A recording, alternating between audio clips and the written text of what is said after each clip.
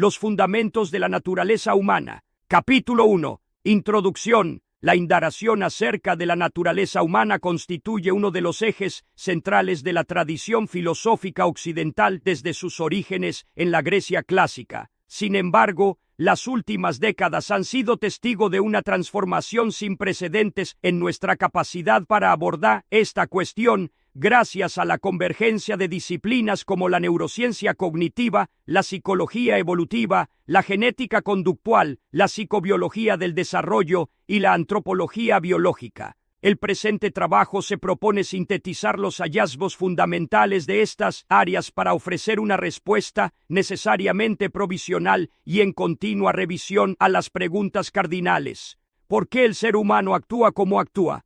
¿Cuáles son los mecanismos, tanto filogenéticos como ontogenéticos, que configuran nuestra subjetividad y nuestra conducta? A lo largo de esta exposición, adoptaremos un enfoque naturalista y empírico, apoyándonos en investigaciones replicadas y validadas por la comunidad científica. No se trata de reducir la complejidad de la experiencia humana a meros correlatos neurobiológicos, sino de construir un modelo explicativo integrado que reconozca la interacción dinámica entre la herencia evolutiva, la arquitectura cerebral, los procesos epigenéticos y los contextos socioculturales. Capítulo 2. La arquitectura evolutiva del comportamiento. El punto de partida inevitable para comprender la naturaleza humana es la teoría de la evolución por selección natural, formulada por Charles Darwin y posteriormente refinada por la síntesis evolutiva moderna. Desde esta perspectiva, el cerebro humano no es una tabula rasa sino un órgano adaptativo, configurado a lo largo de aproximadamente 200.000 años de evolución como Homo sapiens y durante millones de años en linajes previos de homínidos. La función primordial de este órgano es procesar información relevante para la supervivencia y el éxito reproductivo en entornos de ancestría. El sistema límbico y la amígdala, la detección de amenazas. Investigaciones fundamentales realizadas por Joseph Ledoux en el Center for Neural Science de la Universidad de Nueva York demostraron que la amígdala desempeña un papel crucial en el procesamiento de estímulos emocionalmente salientes, particularmente aquellos vinculados al miedo. Mediante estudios de condicionamiento pavloviano en modelos animales y posterior confirmación con neuroimagen en humanos, Ledoux identificó dos vías de procesamiento. Una vía rápida, subcortical, que transmite información de la amígdala en aproximadamente 12 milisegundos, permitiendo una respuesta inmediata ante posibles amenazas, y una vía lenta, cortical, que procesa el estímulo con mayor detalle y permite la evaluación consciente. Esta arquitectura explica por qué las respuestas emocionales preceden con frecuencia a la elaboración cognitiva y por qué estímulos modernos, como conflictos sociales o amenazas al estatus, activan circuitos neurales originalmente diseñados para responder a depredadores. El dolor del rechazo, bases neurales de la pertenencia social. La necesidad de afiliación grupal constituye otro pilar adaptativo. En el entorno ancestral, la exclusión del grupo implicaba una probabilidad de mortalidad cercana al 100%. Naomi Eisenberger y Matthew Lieberman, en la Universidad de California en Los Ángeles, publicaron en 2003 un estudio pionero en el que, mediante resonancia magnética funcional, observaron que la exclusión social inducida experimentalmente mediante el paradigma Cyberball activaba la corteza cingulada anterior dorsal y la ínsula anterior, regiones consistentemente asociadas con la experiencia de dolor físico. Este hallazgo, replicado en múltiples estudios, sugiere que el sistema neural que procesa el dolor somático fue cooptado evolutivamente para señalizar el riesgo de aislamiento social, subrayando la profundidad biológica de nuestra dependencia del vínculo social. Capítulo 3. De los genes a la experiencia. Durante la segunda mitad del siglo XX, predominó un modelo dicotómico que oponía herencia genética a influencia ambiental. La epigenética ha disuelto esta distinción al demostrar que la expresión genética está modulada por la experiencia, particularmente durante períodos críticos del desarrollo. Estudios pioneros en modelos animales. El trabajo de Michael Meaney y sus colaboradores en la Universidad de Meseji constituye una referencia obligada. En una serie de estudios longitudinales con ratas Rattus norvegicus, Mianey demostró que las crías que recibían un alto nivel de lamido y acicalamiento por parte de sus madres mostraban, en la edad adulta, una menor reactividad al estrés y una mayor expresión de receptores de glucocorticoides en el hipocampo. Este efecto no se debía a diferencias en la secuencia del ADN, sino a modificaciones epigenéticas. La metilación del ADN en la región promotora del gen del receptor de glucocorticoides era significativamente menor en las crías que habían recibido mayor cuidado materno, lo que permitía una transcripción génica más eficiente. Este mecanismo ha sido extrapolado a humanos mediante estudios post-mortem de individuos con antecedentes de maltrato infantil que presentan patrones de metilación similares. Teoría del apego y neurobiología del desarrollo. La teoría del apego, formulada originalmente por John Bowlby y ampliada por Maria Ainsworth, ha recibido un sólido respaldo neurobiológico. Ian Schore, en la Universidad de California en Los Ángeles, ha integrado los hallazgos sobre el desarrollo del hemisferio derecho, dominante en el procesamiento emocional y la regulación autonómica, con los patrones de interacción temprana. Los estudios de neuroimagen en humanos adultos con patrones de apego inseguro muestran diferencias significativas en la conectividad entre la amígdala y la corteza prefrontal ventromedial, lo que sugiere que la calidad de las relaciones tempranas modela la arquitectura funcional de los circuitos implicados en la regulación emocional. Capítulo 4. El cerebro como órgano predictivo. Modelos bayesianos de la percepción y la acción. Un cambio paradigmático en la neurociencia contemporánea es la conceptualización del cerebro no como un órgano reactivo, sino como un sistema de inferencia probabilística que genera continuamente predicciones sobre el entorno. Este marco, conocido como codificación predictiva o inferencia activa, ha sido desarrollado por teóricos como Carl Friston en el University College de Londres y Andy Clark en la Universidad de Sussex. El principio de energía libre. Friston formuló el denominado principio de energía libre, según el cual todo sistema biológico autoorganizado tiende a minimizar la sorpresa o entropía a largo plazo, manteniéndose dentro de un rango limitado de estados homeostáticos. En términos prácticos, el cerebro genera un modelo generativo del mundo y actualiza constantemente sus predicciones a partir del error de predicción, la diferencia entre lo esperado y lo que llega de la periferia sensorial. Este modelo explica fenómenos tan diversos como la percepción visual, donde gran parte de lo que vemos es una predicción, la formación de hábitos y la acción motora, automatización de la conducta, plasticidad y eficiencia energética.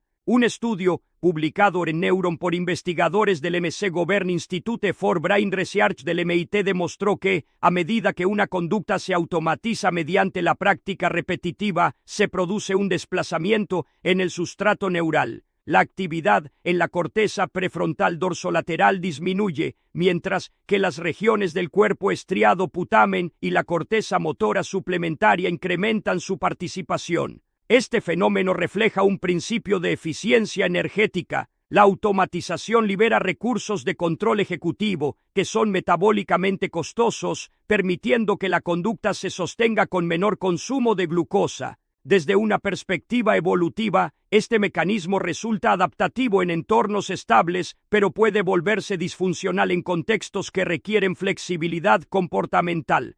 Capítulo 5. Determinismo neurobiológico y agencia. El problema del libre albedrío. Una de las cuestiones más debatidas en la intersección de la neurociencia y la filosofía de la mente es la del libre albedrío. Los experimentos de Benjamin Libet en la década de 1980, aunque metodológicamente discutidos, inauguraron una línea de investigación que ha sido refinada con técnicas contemporáneas. Predictibilidad de decisiones voluntarias. John Tilanaines, en el Bernstein Center for Computational Neuroscience de Berlín, publicó en 2008 un estudio utilizando resonancia magnética funcional de alta resolución en el que los participantes debían decidir libremente si presionaban un botón con la mano izquierda o derecha. Utilizando algoritmos de aprendizaje automático, los investigadores pudieron predecir la elección del sujeto con una precisión superior al azar hasta 10 segundos antes de que el sujeto reportara la conciencia de haber tomado una decisión. Las regiones predictoras incluían la corteza prefrontal frontomedial y el área motora suplementaria. Implicaciones filosóficas. Estos hallazgos no implican necesariamente la inexistencia de la agencia humana, pero sí obligan a reformular el concepto. Filósofos como Daniel Dennett han propuesto una concepción del libre albedrío como una capacidad emergente de orden superior, desarrollada evolutivamente, que permite a los organismos evaluar cursos de acción alternativos y seleccionar aquellos que mejor se ajustan a sus metas a largo plazo. Desde esta perspectiva, la conciencia no es el lugar donde se inicia la acción, sino el sistema que genera narrativas post-hoc y que, a través del aprendizaje, puede modificar las condiciones de generación de las propias decisiones. Capítulo 6. El sistema dopaminérgico y sus patologías funcionales en entornos modernos. El sistema de neurotransmisores claves para alcanzar el poder. Todos tenemos inseguridades. Cuando uno se presenta ante el mundo y muestra sus talentos, naturalmente genera en los demás todo tipo de resentimientos, envidia y otras manifestaciones de inseguridad. Esto es algo que hay que tener en cuenta. Uno no puede pasar la vida preocupándose por los mezquinos sentimientos de los demás. Sin embargo, con sus superiores deberá encarar la situación de manera diferente. Cuando se trata del poder, hacerle sombra al amo es quizá el peor error de todos los que se pueden cometer. No se engañe pensando que la vida ha cambiado mucho desde los días de Luis XIV o de los Médicis. Quienes logran ocupar posiciones de poder en la vida son como las reinas y los reyes. Quieren sentirse seguros y superar a quienes los rodean en inteligencia, simpatía, ingenio y encanto. Creer que al hacer gala de sus dones y talentos usted va a ganar el afecto de su amo es un error fatal, aunque muy común. Su superior podrá simular aprecio, pero en la primera oportunidad que se le presente lo reemplazará con alguien menos inteligente, menos atractivo y menos amenazador, como Luis XIV reemplazó al brillante Fouquet con el mediocre y maleable Colbert, y, al igual que Luis XLV, no admitirá la verdad, sino que encontrará alguna excusa para librarse de su presencia. Esta ley implica dos normas que deberá aprender. Primero, que es posible hacerle sombra a su amo con ser simplemente usted mismo. Hay amos que son muy inseguros, terriblemente inseguros, y basta con ser encantador y desenvuelto para hacerles sombra. Nadie tuvo más talentos naturales que Astorre Manfredi, príncipe de Faenza. Era el más apuesto de todos los jóvenes príncipes italianos y cautivaba a sus súbditos con su generosidad y su espíritu abierto. En el año 1500, César Borgia puso sitio a Faenza. Cuando la ciudad se rindió, sus ciudadanos esperaban lo peor de parte de él. Fue Borgia quien, sin embargo, decidió perdonar a la población. Se contentó con ocupar la fortaleza, no ejecutó a ninguno de los ciudadanos y permitió que el príncipe Manfredi, que solo tenía 18 años de edad, permaneciera en su corte, con total libertad. Sin embargo, algunas semanas más tarde, los soldados apresaron a Astorre Manfredi y lo llevaron a una prisión romana. Un año más tarde, su cuerpo fue encontrado en el río Tíber, con una piedra atada al cuello. Borgia justificó el horrible acto alegando cargos de traición y conspiración, pero el problema de fondo era la vanidad y la inseguridad de Borgia. El joven, sin siquiera intentarlo, le hacía sombra. En vista de los talentos naturales de Manfredi, su sola presencia hacía aparecer a Borgia menos atractivo y carismático. La lección es simple.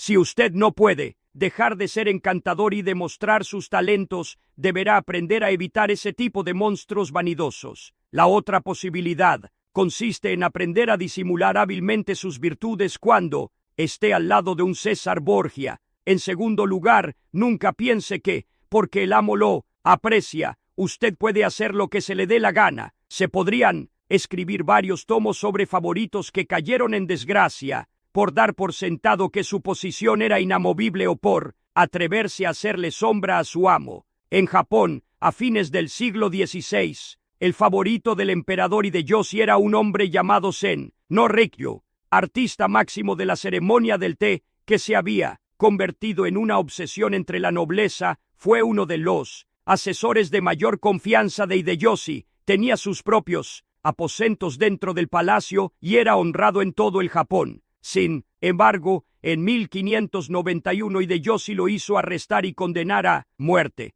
Rikyu se quitó la vida. Solo más tarde se descubrió la causa de ese repentino cambio de suerte. Parece que Rikyu, de origen campesino y luego favorito de la corte, mandó tallar su estatua en madera que lo mostraba calzado con sandalias, un signo de nobleza, y en una pose altiva. Hizo colocar esta estatua en el templo más importante del palacio, a la vista de toda la realeza.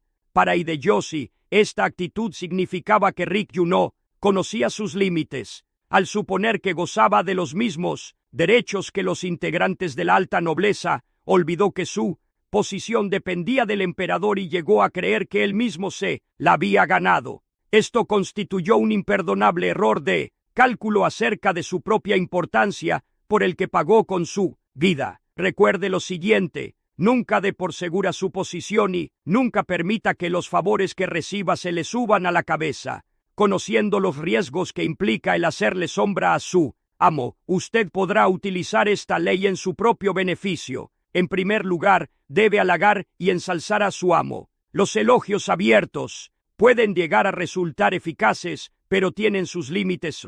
Es algo demasiado obvio y directo, y puede ser mal visto por los demás cortesanos. El elogio discreto e indirecto es mucho más poderoso y efectivo. Por ejemplo, si usted es más inteligente que su amo, demuestre lo opuesto. Hágalo aparecer más inteligente que usted. Actúe en forma ingenua. Simule necesitar de su pericia. Cometa errores intranscendentes que no lo perjudiquen en el largo plazo, pero que le brinden la oportunidad de pedir ayuda, cosa que a los amos les encanta. Un amo que no puede brindarle el don de su experiencia puede llegar a hacerlo blanco de su rencor y de su mala voluntad. Si sus ideas son más creativas que las de su amo, atribúyaselas de la manera más pública posible. Deje en claro que el consejo de usted es solo un eco del consejo de él. Si usted supera a su amo en rapidez e ingenio, está bien que desempeñe el papel del bufón del rey, pero no lo haga aparecer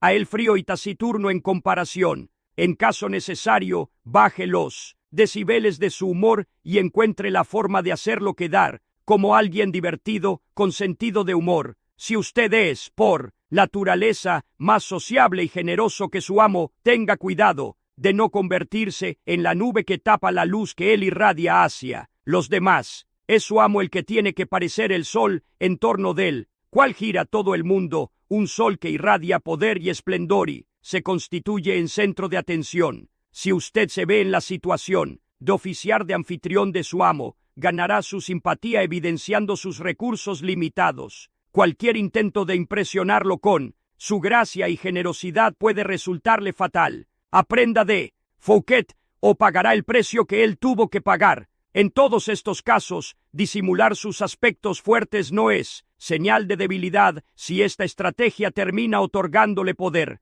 Al dejar que otros le hagan sombra a usted, retiene el control en lugar de convertirse en víctima de su inseguridad. Todo esto le vendrá bien el día en que decida elevarse por encima de su nivel de subordinado. Sí, como Galileo, usted puede dar más lustre a su amo ante los ojos de los demás, será para él un regalo del cielo, y logrará ascender de inmediato. Autoridad, evite hacerle sombra a su amo. Toda superioridad es fastidiosa, pero la superioridad de un súbdito por sobre su príncipe no solo es estúpida sino fatal. Esta es una de las lecciones que los astros del cielo nos enseñan. Podremos ser parientes cercanos del sol y brillar tanto como él, pero nunca debemos aparecer en su compañía. Baltasar Gracián, 1601 a 1658. Invalidación. Usted no puede vivir cuidándose de no contrariar a ninguna de todas las personas con las que se cruza, pero puede ser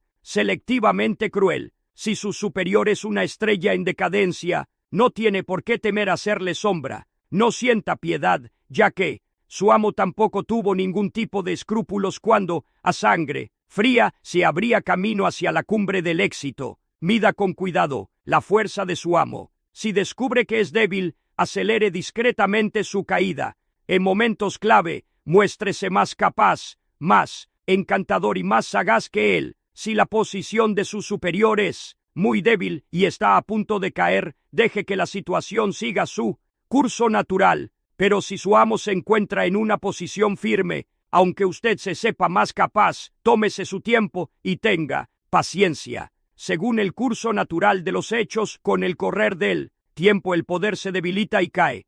Algún día su amo habrá de caer, y, si usted juega sus cartas con habilidad, lo sobrevivirá y superará. Próximo capítulo en canal.